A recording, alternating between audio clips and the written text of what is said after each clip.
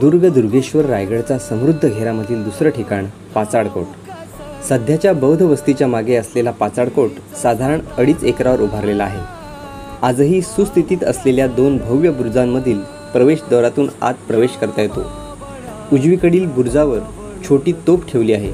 मुख्य दरवाजातून आत आल्यानंतर समोरच पहारेकऱ्यांची चौकी आणि बाजूला हवालदारांच्या घराचे जोते नजरेस पडतात. सदरेच्या उजवीकडे एका मोठ्या जोत्यावर पलंगासारखे जोते दिसते. त्यावर दगडी तक्क्यासारखे पाठ टेकून बसता येईल असा दगडी आकार दिसतो.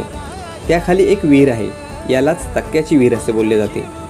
मुख्य सदरेच्या मागील बाजूस असलेले भव्य जोते म्हणजेच राजमाता जिजाऊ साहेबांचं निवासस्थान होय. सुमारे 70 बाय 15 मीटर लांबी रुंदी असलेली वास्तू शिवकाळातील इमारत स्थापत्याचा अस्सल नमुनाच म्हणावा लागेल. उत्तरेकडील भागात मुतपाकखाना, मधल्या भागात खासगीची जागा आणि दक्षिणेकडील बाजूला